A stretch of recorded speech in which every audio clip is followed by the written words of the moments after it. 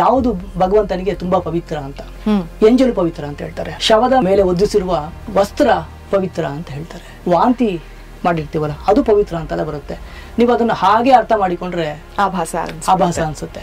ಅದಕ್ಕೆ ಪುರಾಣವನ್ನ ಓದ್ಲಿಕ್ಕೆ ಕೇವಲ ಸಂಸ್ಕೃತ ಬಂದ್ರೆ ಸಾಲದು. ಇದನ್ನ ಅರ್ಥ ಮಾಡಿಕೊಳ್ಳುವ ಇಂಟೆಲೆಕ್ಟ್ ಬೇಕು, ಬುದ್ಧಿಮತ್ತೆ ಬೇಕು. ಯಾವುದೋ ಕಾಲದಲ್ಲಿ ಅಮೃತ ಬಿತ್ತಂತೆ, ಈಗ ಯಾಕೆ ಆಚರಣೆ ಮಾಡ್ಬೇಕು ಅಂತ ಪ್ರಶ್ನೆ ಬರುತ್ತೆ ನಮ್ಗೆ, ಅಲ್ವಾ? ಯಾವುದೋ ಕಾಲದಲ್ಲಿ ರಾಮ ಹುಟ್ಟುಬಿಟ್ಟ, ಯಾವುದೋ ಕಾಲದಲ್ಲಿ ಕೃಷ್ಣ ಹುಟ್ಟಿದ, ಯಾವುದೋ ಕಾಲದಲ್ಲಿ ನರಕಾಸುರ ವಧೆ ಆಯ್ತು, ಈಗ ಯಾಕೆ ನಾವು ಇವತ್ತು ಹಬ್ಬ ಮಾಡ್ಬೇಕು? ಪುರಾಣವನ್ನು ಅರ್ಥ ಮಾಡಿಕೊಳ್ಳಲಿಕ್ಕೆ ನಮಗೆ 108ಕ್ಕಿಂತ ಅಧಿಕವಾದ ಪರ್ಮುಟೇಷನ್ ಕಾಂಬಿನೇಷನ್ ಇರುವ ಲ್ಯಾಂಗ್ವೇಜ್ ಗೊತ್ತಿರಬೇಕು ಅಂತ ಹೇಳ್ತಾರೆ. ಹೌದಾ? ಅದು ತುಂಬಾ ಕಷ್ಟ. ಸಮಾಧಿ ಭಾಷೆ, ಗುಹ್ಯ ಭಾಷೆ, ದರ್ಶನ ಭಾಷೆ ಅಂತೆಲ್ಲ ಕರೀತಾರೆ. ಅದು ಅರ್ಥ ಮಾಡ್ಕೊಳ್ಳುವ ಪಕ್ವತೆ ನಮ್ಗೆ ಇಲ್ಲದೆ ಇದ್ದವರು ಪುರಾಣವನ್ನ ಓದ್ಲಿಕ್ಕೆ ಹೋಗ್ಬಾರ್ದು. ಏನ್ ಯೋಚನೆ ಮಾಡ್ತಿದ್ದೀರಾ? ಬೇಗ ಬೇಗ ಬೆಲ್ ಐಕನ್ ಕ್ಲಿಕ್ ಮಾಡಿ. ಭಕ್ತಿ ಸ್ಟುಡಿಯೋಗೆ ಆತ್ಮೀಯವಾದಂತಹ ಸ್ವಾಗತ, ನಮಸ್ಕಾರ. ನಾನು ಆರ್ಜೆ ನಿಖಿತಾ. ಪ್ರತಿ ಬಾರಿ ಭಕ್ತಿ ಸ್ಟುಡಿಯೋದಲ್ಲಿ ಯಾವುದಾದ್ರೂ ಒಂದು ವಿಚಾರದ ಬಗ್ಗೆ ಮಾತಾಡ್ತೀವಿ, ಕಥೆಗಳಾಗಿರ್ಬೋದು, ಒಂದಿಷ್ಟು ಜ್ಞಾನವನ್ನ ಹಂಚ್ಕೊಳ್ಳುವಂತ ಒಂದು ಪ್ರಯತ್ನ ಇಲ್ಲಿ ನಡೆಯುತ್ತೆ. ಹಾಗೆ ಇವತ್ತು ನಮ್ಮ ಜೊತೆಯಲ್ಲಿ ಒಬ್ಬ ಯೋಗಾಚಾರ್ಯರಿದ್ದಾರೆ. ಜೀವನ ಯೋಗ ಪ್ರತಿಷ್ಠಾನದ ಸಂಸ್ಥಾಪಕರಾಗಿರುವಂತಹ ಆಚಾರ್ಯ ಅರುಣ್ ಪ್ರಕಾಶ್ ಅವರು. ನಮಸ್ಕಾರ ಸರ್. ನಮಸ್ತೆ. ಎಷ್ಟೋ ವರ್ಷಗಳ ನಂತರ ಮತ್ತೆ ರೇಡಿಯೋ ಸಿಟಿಗೆ ನೀವು ಬಂದಿದ್ದೀರಿ. ದೀಪಾವಳಿ ಹಬ್ಬದ ಬಗ್ಗೆ ಎಲ್ಲ, ನೀರು ತುಂಬೋ ಹಬ್ಬದ ಬಗ್ಗೆ ಎಲ್ಲ, ಶುಭೋದಯದಲ್ಲಿ ಎಲ್ಲ ಮಾತಾಡಿದ್ವಿ. ಮತ್ತೆ ನಿಮ್ಮನ್ನ ಇಲ್ಲಿ ಕರೆಸ್ಕೊಂಡು ಮತ್ತಷ್ಟು ವಿಚಾರಗಳ ಬಗ್ಗೆ ಮಾತಾಡುವಂತ ಖುಷಿ ಅಂತ ನನಗಿದೆ. ಸಂತೋಷ, ಸ್ವಾಗತ ಮಾಡಿದ್ದಕ್ಕೆ. Thank you sir. ಮತ್ತೆ ಬಂದಿದ್ದಕ್ಕೂ ಕೂಡ ಧನ್ಯವಾದಗಳು. ಈಗ ಕುಂಭಮೇಳ ನಡೀತಾ ಇದೆ. ಇತ್ತೀಚೆಗಷ್ಟೇ ನೀವು ಕುಂಭಮೇಳಕ್ಕೂ ಕೂಡ ಹೋಗಿ ಬಂದ್ರಿ, ಮತ್ತೆ ಹೋಗುವಂತಹ ಒಂದು ಪ್ಲಾನ್ ಇದೆ. ಶಿವರಾತ್ರಿ ಸಮಯದಲ್ಲಿ ಹೋಗ್ತಾ ಇದ್ದೀರಿ ಅಂತ ಹೇಳಿದ್ರಿ. ಈಗ ನಮ್ಮೆಲ್ಲರಿಗೂ ಗೊತ್ತಿರೋ ಪ್ರಶ್ನೆ, ಎಲ್ಲ ಕಡೆ ನ್ಯೂಸ್ನಲ್ಲಿ ಎಲ್ಲ ಕಡೆ ಕುಂಭಮೇಳದ ಬಗ್ಗೆ ಮಾತಾಡ್ತಾ ಇರಬೇಕಾದ್ರೆ 144 ವರ್ಷಕ್ಕೊಮ್ಮೆ ಬರುವಂತಹ ಒಂದು ಕುಂಭಮೇಳ, ಮಹಾಕುಂಭಮೇಳ. ಏನಿದು? ಏನಕ್ಕೆ ಈ ವರ್ಷ ಇಷ್ಟೊಂದು ಸ್ಪೆಷಲ್? 44 ದಿನಗಳೇ ಏನಕ್ಕೆ? ಏನಾಗುತ್ತಿಲ್ಲಿ? ನಾವೇನಾದರೂ ಹೋಗಬೇಕು ಅಂತ ಹೇಳಿದ್ರು ಹೇಗೆ ಹೋಗೋದು ಅನ್ನೋಕ್ಕಿಂತ ಅಲ್ಲಿ ಹೋಗುವಾಗ ತಯಾರಿ ಏನಿರಬೇಕು? ಇದ್ರ ಬಗ್ಗೆ ಒಂದಿಷ್ಟು ಮಾಹಿತಿ ಕೊಡ್ತೀರಾ? ಜನರಿಗೆ ಈಗಾಗಲೇ ಅದರ ಬಗ್ಗೆ ಹೆಚ್ಚಿನ ಮಾಹಿತಿ ತಿಳಿದಿದೆ. ಅದರಿಂದ ಕೆಲವು ವಿಷಯಗಳು ಯೋಗದ ಹಿನ್ನೆಲೆಯಲ್ಲಿ, ಯೋಗ ವಿಜ್ಞಾನದ ಹಿನ್ನೆಲೆಯಲ್ಲಿ ಕೆಲವು ವಿಷಯ ಹಂಚ್ಕೊಳ್ಳೋಣ. ಸರಳವಾಗಿ ಪೀಠಿಕೆ ಹೇಳೋದಾದರೆ, ಸಮುದ್ರ ಮಂಥನ ಆದಮೇಲೆ ಆ ಕುಂಭದಲ್ಲಿ ಆ ಅಮೃತ ಇತ್ತಲ್ಲ, ಅದು ಆ ಬಿಂದು ಬಿದ್ದ 4 ಜಾಗಗಳನ್ನು ಗುರುತಿಸ್ತಾರೆ. ಒಂದು ಹರಿದ್ವಾರ, ಉಜ್ಜಯಿನಿ, ನಾಸಿಕ್ ಮತ್ತು ಪ್ರಯಾಗ. ಈ 4 ಜಾಗಗಳಲ್ಲಿ 12 ವರ್ಷಕ್ಕೆ ಒಮ್ಮೆ ಕುಂಭಮೇಳ ಆಗುತ್ತೆ. ಇದು ಸೂರ್ಯ, ಚಂದ್ರ ಮತ್ತು ಗುರುವಿಗೆ ಗ್ರಹಗಳ ಸಂಚಾರಕ್ಕೆ ಅನುಗುಣವಾಗಿ ಒಂದು ನಿರ್ದೇಶನ ಮಾಡ್ತಾರೆ. ನಮ್ಮ ಸಾಧಕರು ಕಂಡುಕೊಂಡಂತಹ ಸಮಯ ಇದು. ಏನಕ್ಕೆ ಅಂತೆಲ್ಲ ತುಂಬ ಮುಂದೆ ಮಾತಾಡೋಣ. ನಿಮಗೆ ಜಿಜ್ಞಾಸೆ ಇದೆ, ಅದ್ರ ಬಗ್ಗೆ ಮಾತಾಡೋಣ. ಇದು ಜ್ಯೋತಿಷಕ್ಕೆ ಸಂಬಂಧಪಟ್ಟ ಒಂದು ವಿಷಯ. But basically Kumbh Mela main astrological ಈ ಅಲೈನ್ಮೆಂಟ್ ತುಂಬಾ ಮುಖ್ಯ ಆಗುತ್ತೆ. ಹೌದು. ಗುರುವಿನ ಸಂಚಾರ 12 ವರ್ಷ ತಗೊಳುತ್ತೆ ಒಂದು ಸೈಕಲ್ಗೆ ಮುಗಿಸಕ್ಕೆ. ಆದ್ರಿಂದ ಮತ್ತೆ ಇನ್ನೂ ಹಿಂದೆ ಹೋದ್ರೆ ಈ ದೇವದಾನವರ ಯುದ್ಧ 12 ವರ್ಷ ಆಯ್ತು ಅಂತ ಹೇಳ್ತಾರೆ. ಅಂದ್ರೆ ದೇವತೆಗಳ ಒಂದು ದಿನ ಅಂದ್ರೆ ನಮಗೆ 1 ವರ್ಷ ಮನುಷ್ಯ ಮನದಲ್ಲಿ. ಅಂದ್ರೆ 12 ವರ್ಷ ಆಗುತ್ತೆ ಸೈಕಲ್ ಅಂತ ಕೆಲವರ ಸಂವತ್ಸರಗಳು. ಹೀಗೆ 12 ವರ್ಷಕ್ಕೆ ಇದೆಲ್ಲ ಏನ್ ಗೊತ್ತಾ, ನಮ್ಮಲ್ಲಿ ಯಾವುದೇ ಒಂದು ಹಬ್ಬ ಹರಿದಿನಕ್ಕೆ ಈಗ 2 ಹಿನ್ನೆಲೆ ಇರ್ತದೆ. ಒಂದು ಯಾವುದೋ ಕಾಲದಲ್ಲಿ ಏನೋ ಘಟನೆ ಆಯ್ತು ಅಂತ, ಯಾವುದೋ ಕಾಲದಲ್ಲಿ ಅಮೃತ ಬಿತ್ತಂತೆ, ಈಗ ಯಾಕೆ ಆಚರಣೆ ಮಾಡ್ಬೇಕು ಅಂತ ಪ್ರಶ್ನೆ ಬರುತ್ತೆ ನಮ್ಗೆ, ಅಲ್ವಾ? ಯಾವುದೋ ಕಾಲದಲ್ಲಿ ರಾಮ ಹುಟ್ಟುಬಿಟ್ಟ, ಯಾವುದೋ ಕಾಲದಲ್ಲಿ ಕೃಷ್ಣ ಹುಟ್ಟಿದ, ಯಾವುದೋ ಕಾಲದಲ್ಲಿ ನರಕಾಸುರ ವಧೆ ಆಯ್ತು, ಈಗ ಯಾಕೆ ನಾವು ಇವತ್ತು ಹಬ್ಬ ಮಾಡ್ಬೇಕು? ರಿಲೆವೆನ್ಸ್ ಇದೆಯಾ ಅಂತ ಪ್ರಶ್ನೆ ಮಾಡ್ತೀವಿ. ಇಲ್ಲಿ 2 ವಿಷಯ ಹಬ್ಬದ ಹಿಂದೆ, ಆಚರಣೆ ಹಿಂದೆ. ಒಂದು, ಯಾವುದೋ ಕಾಲದಲ್ಲಿ ಐತಿಹಾಸಿಕವಾಗಿ ಕೆಲವು ಘಟನೆಗಳು ನಡೆದಿರ್ತವೆ. ಪುರಾಣದಲ್ಲಿ ಕೆಲವು ಕಥೆಗಳನ್ನು ಉಲ್ಲೇಖ ಮಾಡಿರ್ತಾರೆ. ಇತಿಹಾಸ ಬೇರೆ, ಪುರಾಣ ಬೇರೆ. ಹೌದು. ರಾಮಾಯಣ ಮಹಾಭಾರತವನ್ನ ಇತಿಹಾಸ ಅಂತ ಕರಿತೀವಿ, ಅದು ಆದದ್ದು. ಪುರಾಣ ಅದೇ ರೀತಿ ಆಗಿರಬೇಕು ಅಂತ ಇಲ್ಲ, ಅಲ್ಲಿ ಸಿಂಬಾಲಿಸಮ್ ಇರ್ತದೆ. ಪುರಾಣವನ್ನು ಅರ್ಥ ಮಾಡಿಕೊಳ್ಳಲಿಕ್ಕೆ ನಮಗೆ 108ಕ್ಕಿಂತ ಅಧಿಕವಾದ ಪರ್ಮುಟೇಷನ್ ಕಾಂಬಿನೇಷನ್ ಇರುವ ಲ್ಯಾಂಗ್ವೇಜ್ ಗೊತ್ತಿರಬೇಕು ಅಂತ ಹೇಳ್ತಾರೆ. ಹೌದಾ? ಅದು ತುಂಬಾ ಕಷ್ಟ. ಸಮಾಧಿ ಭಾಷೆ, ಗುಹ್ಯ ಭಾಷೆ, ದರ್ಶನ ಭಾಷೆ ಅಂತೆಲ್ಲ ಕರೀತಾರೆ. ಅಂದ್ರೆ ಈ ಭಾಷೆ ಬೇರೆ, ಸಂಸ್ಕೃತ ಭಾಷೆಗೆ ಸಂಬಂಧಪಟ್ಟಿರೋದಲ್ಲ. ಅಂದ್ರೆ ಆ ತರ ಭಾಷೆ ಅಲ್ಲ ಇದು, ವೇ ಆಫ್ ಎಕ್ಸ್ಪ್ರೆಷನ್.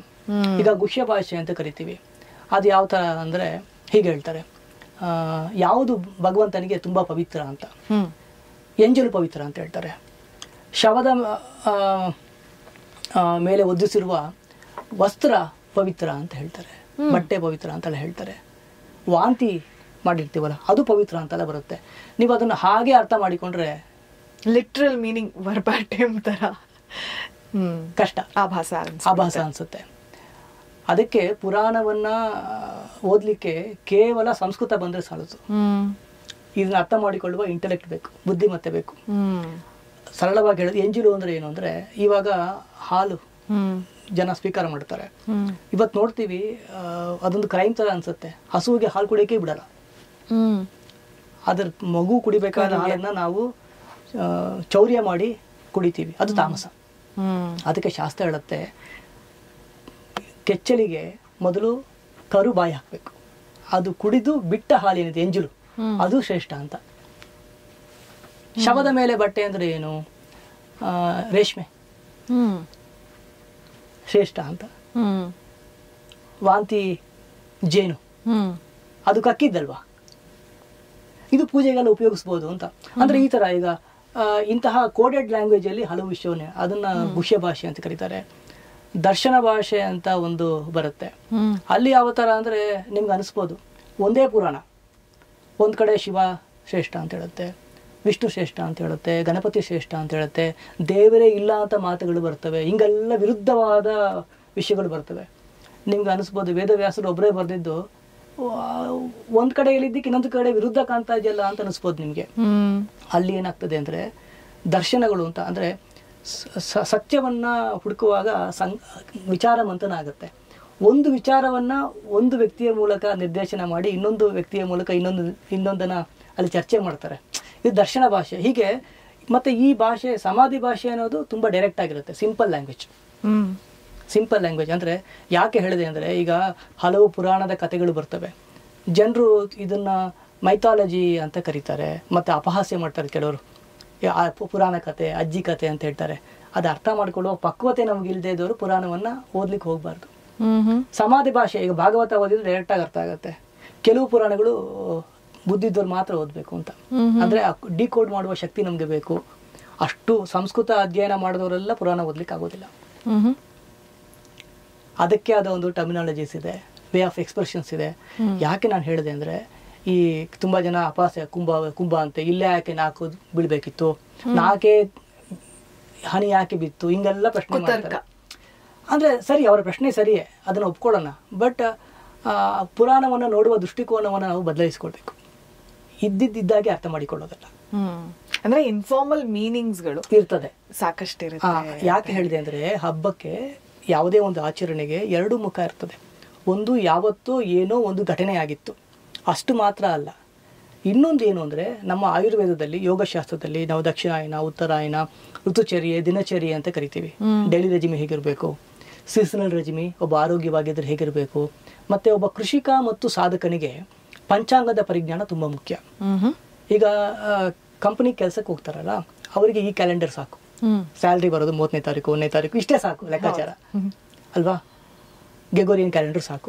ಆದ್ರೆ ಒಬ್ಬ ರೈತನಿಗೆ ಅವನಿಗೆ ಯಾವಾಗ ಮಳೆ ಬರುತ್ತೆ, ಮಳೆ ನಕ್ಷತ್ರ ಯಾವುದು, ಯಾವಾಗ ಬಿಸಿಲು ಬರ್ತದೆ, ಯಾಕಂದ್ರೆ ಪ್ರಕೃತಿಗೆ ಅನುಗುಣವಾಗಿ ಕೃಷಿಯನ್ನು ಮಾಡ್ಬೇಕಾಗತ್ತೆ ಅವನು. ಕರೆಕ್ಟ್, ಸರಿ. ಬೀಜ ಬಿತ್ತನೆ ಮಾಡ್ಬೇಕಾದ್ರೆ ಅವ್ನು ಮರ್ತು ಕೂತ ಅಂದ್ರೆ ನಮ್ಗೆ ಆಹಾರ ಇಲ್ಲ ವರ್ಷ ಇಡೀ. ಆದ್ದರಿಂದ ಸಾಧಕರಿಗೆ ಮತ್ತು ಕೃಷಿಕರಿಗೆ ಈ ಪ್ರಪಂಚದಲ್ಲಿ ಆಗುವ ಬದಲಾವಣೆಗಳು, ಪ್ರಕೃತಿಯಲ್ಲಿ ಏನಿದೆ ಅದನ್ನ ಸೂಕ್ಷ್ಮವಾಗಿ ಗಮನಿಸ್ತಾರೆ, ಗ್ರಹಿಸಿಕೊಂಡು ಅದನ್ನ ತನಗೆ ಬೇಕಾದಾಗ ಉಪಯೋಗಿಸ್ಕೊಳ್ತಾರೆ. ಹಾಗೆ ಈ ಗ್ರಹಚಲನೆಗಳು ಪ್ರಕೃತಿಯಲ್ಲಿ ಕೆಲವು ಬದಲಾವಣೆ ಆಗುತ್ತೆ. ಅದನ್ನ ಕೃಷಿ ಮಾಡ್ಲಿಕ್ಕೆ ಉಪಯೋಗಿಸಿಕೊಂಡ್ರೆ, ಒಬ್ಬ ಸಾಧಕ ತನ್ನ ಸ್ವಯಂ ಕೃಷಿ ಮಾಡಿಕೊಳ್ಳಿಕ್ಕೆ ಉಪಯೋಗಿಸ್ಕೊಳ್ತಾನೆ ಸಾಧನೆಗೆ. ಅವನು ಗಿಡದ ಬೆಳವಣಿಗೆಗೆ ಉಪಯೋಗಿಸಿಕೊಂಡ್ರೆ ತನ್ನ ಬೆಳವಣಿಗೆಗೆ ಸಾಧಕ ಉಪಯೋಗಿಸಿಕೊಳ್ತಾನೆ. ಆ ನಿಟ್ಟಿನಲ್ಲಿ ಪ್ರತಿ 12 ವರ್ಷಕ್ಕೆ ಒಮ್ಮೆ ವಿಶೇಷವಾಗಿ ಅಲ್ಲಿರುವ ವಾಟರ್ ಬಾಡೀಸ್, ನೀರಿಗೆ ನಮ್ಮ ಸಮಸ್ಯೆಗಳಿಂದ ಮುಕ್ತಿಯನ್ನು ಕೊಡುವ ಶಕ್ತಿ ಪ್ರೋಗ್ರಾಮಿಂಗ್ ಆಗತ್ತೆ, ಶಕ್ತಿ ಬರುತ್ತೆ. ಇದನ್ನ ಆಧುನಿಕ ವಿಜ್ಞಾನ ಇವತ್ತು ವಾಟರ್ನ ಪ್ರೋಗ್ರಾಮ್ ಮಾಡ್ಬೋದು ಅಂತ ಮಾತಾಡ್ತಾರೆ. ವಾಟರ್ ಮೆಮೊರಿ ಅಂತ ಕರಿತೀವಿ. ಈಗ ಹಿಂದೆ ಎಲ್ಲ ನಾವು ಶಾಪ ಕೊಡ್ಬೇಕು ಅಂದ್ರೆ ಕೈಯಲ್ಲಿ ನೀರಿಟ್ಕೊಂಡು ಶಾಪ ಕೊಡ್ತಾ ಇದ್ರು, ಅಲ್ವಾ. ವರ ಕೊಡೋದು ಅಂದ್ರೆ ಕೈಯಲ್ಲಿ ನೀರಿಟ್ಕೊಂಡು ವರ ಕೊಡೋದು ಅಂತ. ಈಗ ನಮ್ಮ ಮನೇಲಿ ಟ್ಯಾಪ್ ಅಲ್ಲಿ ನೀರು ಬರಲ್ವಾ, ದೇವಸ್ಥಾನಕ್ಕೆ ಕ್ಯೂ ಅಲ್ವಾ, ಒಂದ್ ದಿವಸ 2 ದಿವಸ ಎಲ್ಲ ಹೋಗಿ ಕ್ಯೂ ನಿಂತ್ಕೊಂಡು ಒಂದು ತೊಟ್ಟು ತೀರ್ಥಕ್ಕೆ ಕಾಯ್ತೀವಿ. ಅಂದ್ರೆ ಪ್ರೋಗ್ರಾಮ್ಡ್ ವಾಟರ್ನ ತೀರ್ಥ ಅಂತ ಕರೆಯೋದು. ಇದು ಏನಾಗುತ್ತೆ ಗೊತ್ತಾ, ಟೆಕ್ನಾಲಜಿ ಮೂಲಕ ಅಂದ್ರೆ ತಂತ್ರ ಆಗಮದ ಮೂಲಕ ನಾವು ಕೃತಕವಾಗಿ ನೀರನ್ನ ಮನೆಯಲ್ಲಿ ಚಾರ್ಜ್ ಮಾಡ್ತೀವಿ. ಅದು ಕಲಶ. ಕಳೆಗಳನ್ನ ಅಲ್ಲಿ ನಾವು ಆಹ್ವಾನ ಮಾಡ್ತೀವಿ ಮಂತ್ರದ ಮೂಲಕ. ಎನರ್ಜಿ ವೇವ್ಲೆಂತ್ ಅನ್ನ ನೀರಿಗೆ ವಾಟರ್ ಪ್ರೋಗ್ರಾಮಿಂಗ್ ಮಾಡಿ ಅದನ್ನ ನಾವು ಕಲಶದ ಮೂಲಕ, ಕಲಶಾರಾಧನೆ ಅದೇ. ಅಂದ್ರೆ ಈಗ ಸತ್ಯನಾರಾಯಣ ವ್ರತ, ಗಣಹೋಮ ಇದೆಲ್ಲ ಆಗ್ಬೇಕಾದ್ರೆ ಕಲಶದಲ್ಲಿ ನೀರು ಹಾಕ್ತೀವಿ. ಹೌದು. ಸೊ ನಾವು ಪ್ರೋಗ್ರಾಮ್ ಮಾಡ್ತೇವೆ. ನಮ್ಗೆ ಈಗ ಉದಾಹರಣೆಗೆ ನಂಗೆ ಭಯ ಆಗ್ತಾ ಇದೆ, ಭಯದಿಂದ ಮುಕ್ತಿ ಬೇಕು. ಆಗ ಭಯದ ಮುಕ್ತಿಗೆ ಬೇಕಾದ ಫ್ರೀಕ್ವೆನ್ಸಿ ಮಂತ್ರವನ್ನ ಉಚ್ಚಾರಣೆ ಮಾಡಿ, ಮನಿ ಸೂಕ್ತವನ್ನ, ನರಸಿಂಹ ಮಂತ್ರವನ್ನ, ದುರ್ಗೆಯ ಮಂತ್ರವನ್ನ ಉಪಾಸನೆ ಮಾಡಿ ಆ ನೀರನ್ನ ತೆಗೆದುಕೊಂಡು ಪ್ರೋಗ್ರಾಮ್ ವಾಟರ್ ತೆಗೆದುಕೊಂಡಾಗ ನಮ್ಮೊಳಗಡೆ ಅದು ರೀಪ್ರೋಗ್ರಾಮಿಂಗ್ ಆಗುತ್ತೆ. ತೀರ್ಥದ ಕೆಲಸನೂ ಇದೇ ಆಗಿರುತ್ತೆ. ತೀರ್ಥ ಅನ್ನೋದೇ ತರತೀತಿ ತೀರ್ಥ. ನಮ್ಮನ್ನ ದಾಟ್ಸತ್ತೆ. ಯಾವ್ದ್ರಿಂದ? ಭಯದಿಂದ, ಸಮಸ್ಯೆಗಳಿಂದ, ಅಜ್ಞಾನದಿಂದ ನಮ್ಮನ್ನು ದಾಟ್ಸತ್ತೆ. ಕೈ ಹಿಡಿದು ತಾಯಿ ಥರ ಕೈ ಹಿಡಿದು ನಮ್ಮನ್ನು ದಾಟ್ಸತ್ತೆ. ಇದು ನಾವು ಕೃತಕವಾಗಿ ಮಾಡೋದು. ಆದರೆ ಪ್ರಕೃತಿಯಲ್ಲಿ ಕೆಲವು ಘಟನೆಗಳು ಆಗಬೇಕಾದರೆ ನೈಸರ್ಗಿಕವಾಗಿ ವಾಟರ್ ಬಾಡಿಗಳು ಚಾರ್ಜ್ ಆಗುತ್ತೆ.